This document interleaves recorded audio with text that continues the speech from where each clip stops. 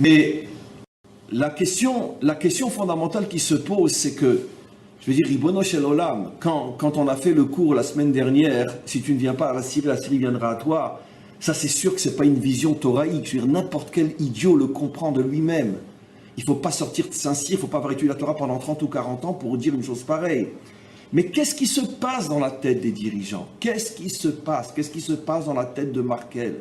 Elle s'est excusée depuis hier, elle ne s'excusera pas de toute manière. Qu'est-ce qui se passe? Mais ils ne savent pas. Surtout que Daesh ne ment jamais. C'est la première fois depuis, je pense, avant même la création du monde, qu'on a affaire à une organisation terroriste islamique qui ne ment pas. Quand elle dit quelque chose, elle dit la vérité. Quand elle dit « c'est nous qui avons fait tomber l'avion russe », ils n'ont pas menti. Quand ils ont dit au moment des premières vagues de réfugiés « nous nous servons des réfugiés pour introduire en Europe des centaines de terroristes », ils l'ont dit. Ils ne mentaient pas. Donc Merkel le sait, Hollande le sait, ils le savent tous. Pourquoi ils continuent? On ne peut pas sauver 1000 personnes quand on sait que dans les 1000, il y en a 20 ou 30 qui vont tuer 10 000. Pour l'instant, il y a presque autant de Français qui sont morts et qui vont mourir demain encore que peut-être ce que la France a accepté pour l'instant. Ne parlons pas des mutilés, des vies brisées, etc. Donc on ne peut pas imaginer un responsable, un dirigeant qui dise « je sauve des étrangers et je mets la vie de mes citoyens en danger ». Qu'est-ce qui se passe? Cette question, je veux dire, tout le monde la pose. Et ne me dites pas l'humanisme, la morale, etc. Arrêtons une fois pour toutes de nous prendre pour des hons. C'est pas possible que je mette la vie de mes citoyens en danger pour sauver des étrangers, alors que Daesh me dit clairement, on va tous vous faire sauter grâce à cette ruée de réfugiés. Ils le disent, et on sait qu'ils ne mentent jamais. Ce qu'ils disent, ils le font. Ce qu'ils disent, ils l'ont fait. Ce qu'ils disent, ils le feront. Ils ne mentent jamais. Ils viennent de dire que ce n'est que le commencement de l'enfer en France. Ils ne mentent pas, ils le feront. Alors, et quoi, on continue, on continue, on continue, on continue. Même lorsque l'extrême droite parle, j'ai écouté hier une intervention de Marine Le Pen, c'est à croire qu'elle écoute mes cours, c'est peut-être une des plus grandes talmidim, je crois, talmidotes. Elle a dit mot à mot ce que je n'arrêtais pas de dire. Mais même elle n'a pas le courage de dire la vérité. Nos vrais ennemis sont ceux qui ont de la compassion pour eux, etc. Elle faisait allusion bien sûr à toutes ces vagues d'immigrés, etc. Mais elle n'ose pas le dire véritablement. Elle n'ose pas le dire véritablement. Pourtant, c'est 1 + 1 = 2.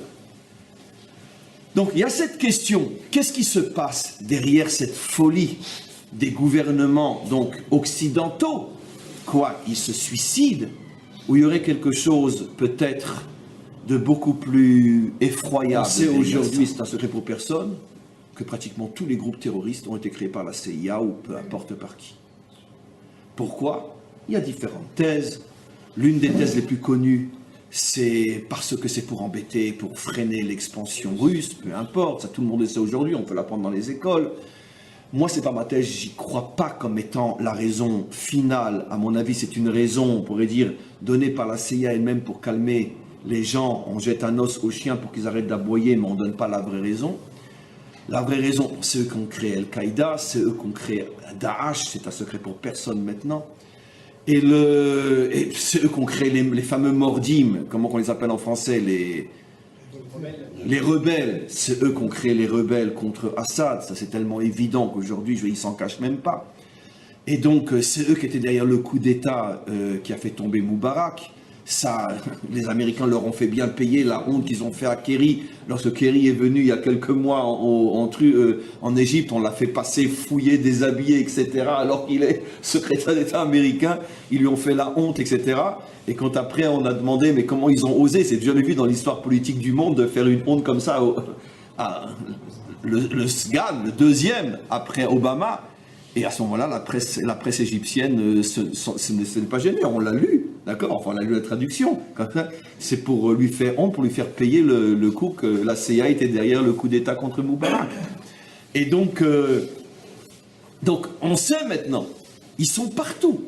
Mais pourquoi c'est eux qui ont rendu l'islam malade? Pourquoi ils ont transformé Bosmat en Mahalad? Alors vous me direz, et ça c'est évident, il y a un terrain, il y a un terrain propice, c'est évident que... Mais quoi qu'il en soit, un jour, ça deviendra clair et net pour tous, que de toute façon, même s'il y avait un terrain propice, même si c'est vrai que dans le Coran, il y a des passages qui peuvent être utilisés, etc., etc., etc., si Esav ne s'en était pas mêlé, c'est pas sûr qu'on aurait aujourd'hui ce qu'on a. C'est pas sûr. C'est-à-dire que le projet divin, que les nations vont pouvoir être bénies, dans le sens que l'histoire humaine va réussir, Esav dit il faut absolument empêcher le projet de réussir. Qu'est-ce que va faire Esav? Il va aller chercher Ishmaël, il va manipuler Ishmaël dans le but de détruire le monde. Et maintenant Ishmaël, lui, son erreur fondamentale, il y en a deux. C'est que malheureusement, il est trop bête pour comprendre qu'il est utilisé par Esav. Mais son calcul dans sa bêtise est, parce que Daesh croit qu'il est autonome, mais en vérité Daesh ne se rend même pas compte qu'il est manipulé par les grandes puissances. dans le plus grand secret. Évidemment que les peuples, les États, même les États ne le savent pas. C'est un État dans l'État, comme dans tous les pays du monde. C'est pas la CIA, c'est pas le Mossad. Il y a un Mossad dans le Mossad, il y a une CIA dans la CIA, il y a un FBI dans le FBI. Et qu'ils sont 3 ou 4 ou 5 ou 10 à agir. Personne ne le sait. C'est comme dans la franc-maçonnerie. Il y a une franc-maçonnerie dans la franc-maçonnerie. 99% des francs-maçons ne savent même pas ce qu'est la franc-maçonnerie. Ce n'est que dans la dernière loge, je crois, si je ne me trompe pas, la 36e ou la 36, non, 33, 36e, que là, vraiment, on révèle le secret de ce qu'est la franc-maçonnerie. Ils sont 10, 15 dans le monde à savoir ce qu'est la franc-maçonnerie. Ça a toujours été comme ça. D'ailleurs, c'est copié dans la Touma, dans l'impureté, c'est copié sur le modèle de la Gdoucha. Il y a le Kodesh, mais il y a le Kodesh HaKodashim. Il y a le Saint, mais il y a le Saint des Saints. C'est-à-dire que le mensonge copie les mêmes modèles que la vérité. Ils ne font que copier. C'est-à-dire tu es dans le Saint, mais tu es encore à l'extérieur, parce qu'il y a encore le Saint des Saints, évidemment. Et comme dans le Sod, dans la Torah, il y a le secret, mais il y a ce que le Zohar appelle Raza des Razin, il y a le secret du secret.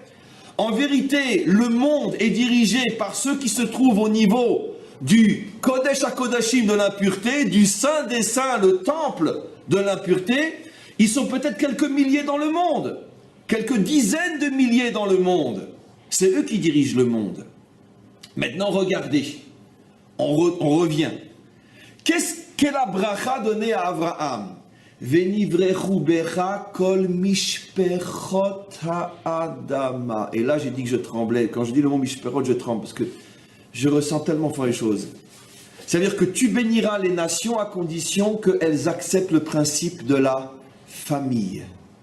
C'est-à-dire donc la famille, d'abord au premier mot, premier sens du terme, puis la nation, l'État, les identités différentes, les familles.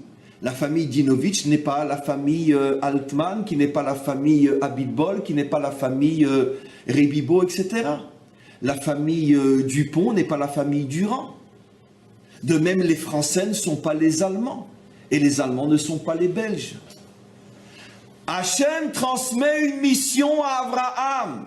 Pour que le monde soit construit, il faut que le monde se regroupe en familles. Familles individuelles et familles nationales. Mishpechot ha'adama, les familles de la terre. Regardez, le verset ne dit pas les peuples, les familles.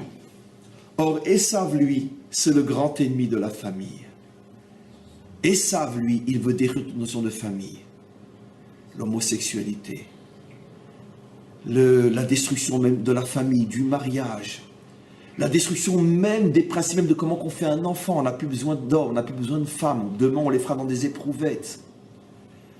Esav se bat pour faire disparaître la notion de famille. Ça, tout le monde le sait aujourd'hui. Et c'est sorti de Californie. C'est eux les premiers, c'est eux. Californie. C'est sorti de là-bas. Californie comme État américain, peu importe. Le grand combat de Esav Edom, la fin de la famille. Mais nous, les Occidentaux, ce qu'ils n'ont pas compris, c'est que c'est pas seulement, on pourrait dire, le mariage homo qui intéressait Edom. C'est en vérité la disparition de toute notion de famille à l'échelle de la planète. C'est ce qu'on appelle le mondialisme.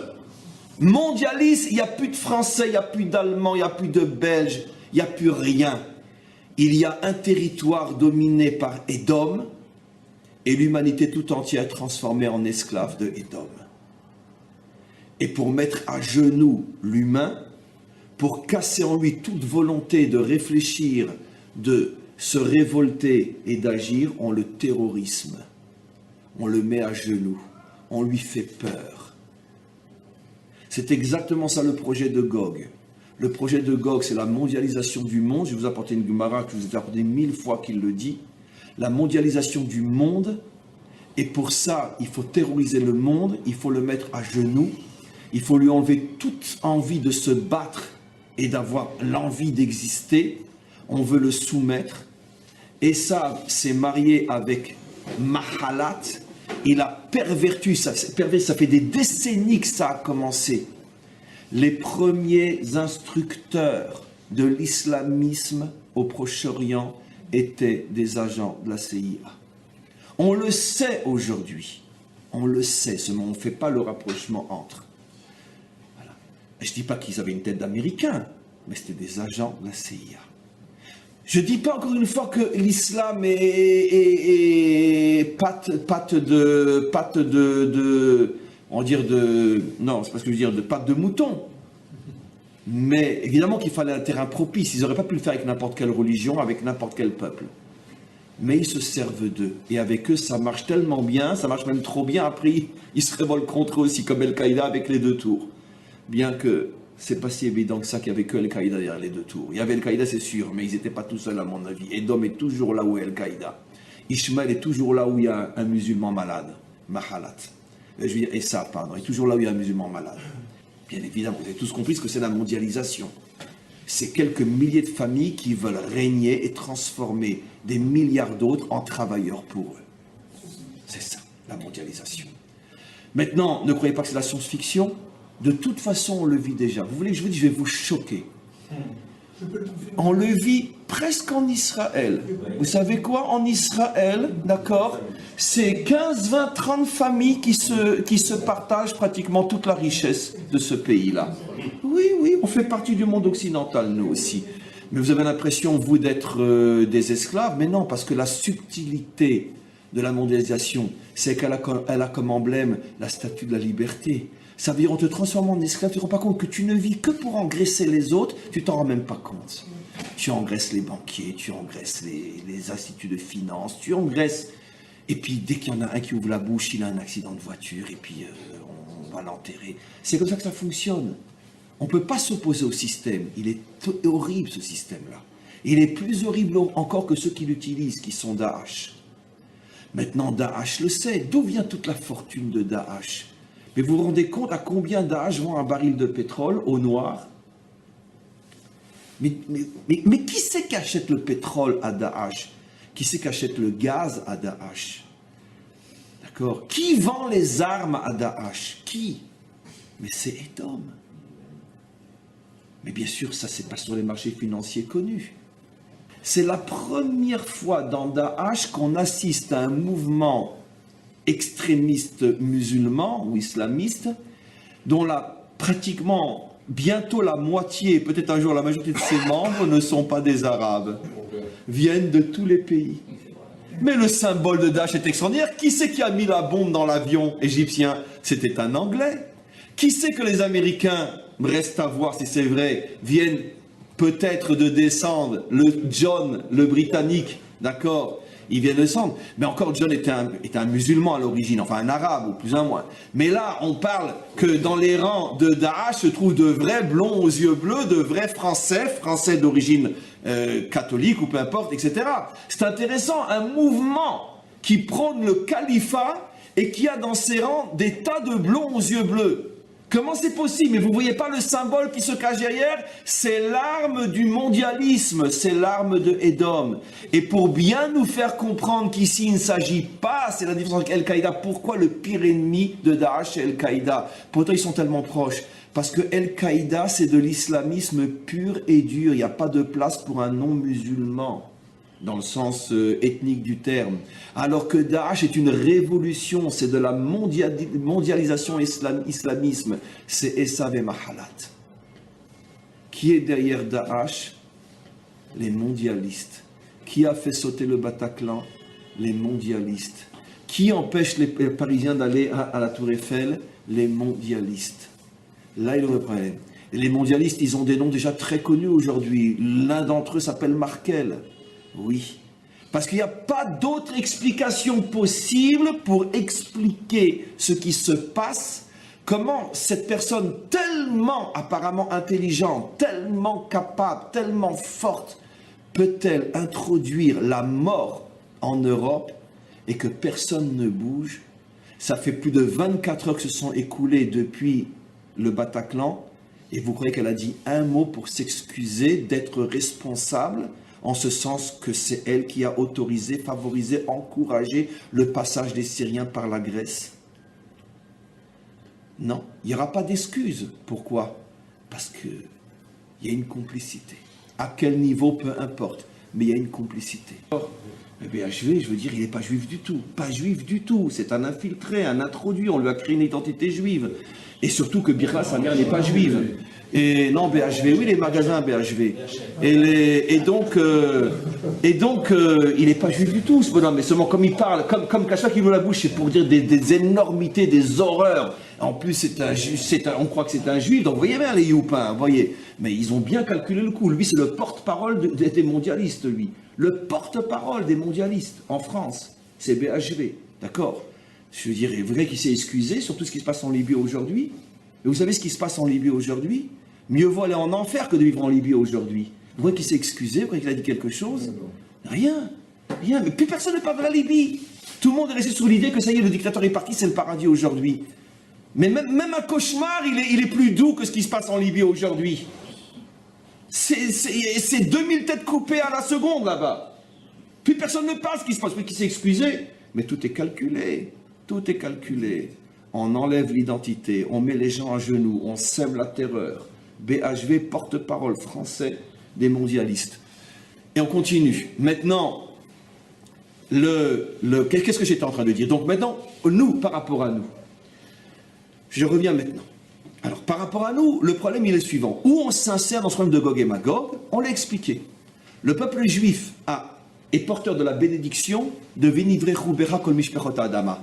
On est ceux qui sont censés faire comprendre au monde que l'humanité ne pourra s'en sortir que regroupée autour d'un père, d'une mère, d'un fils, d'une fille, d'un territoire, de frontières, d'une identité, du respect de l'identité nationale, etc. Chose qui aujourd'hui, ça s'appelle le langage de l'extrême droite. D'accord? Je suis un facho quand je parle comme ça aujourd'hui, parce qu'ils sont très forts, ils sont arrivés à nous faire passer nous pour des fachos. C'est ce dont souffre tellement Marine Le Pen. Et puisque à chaque fois qu'elle dit quelque chose qui est tellement juste, on dit oui, ben évidemment, c'est l'extrême droite, c'est une facho.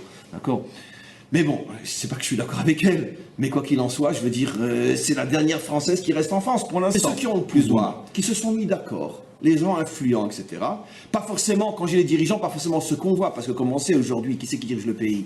C'est les grosses fortunes, c'est ceux qui sont liés avec la découverte du gaz, etc., etc. Enfin, donc, comme dans tous les pays, c'est comme ça. C'est pas Hollande qui dirige la France, évidemment. C'est pas Bibi qui dirige Israël, évidemment.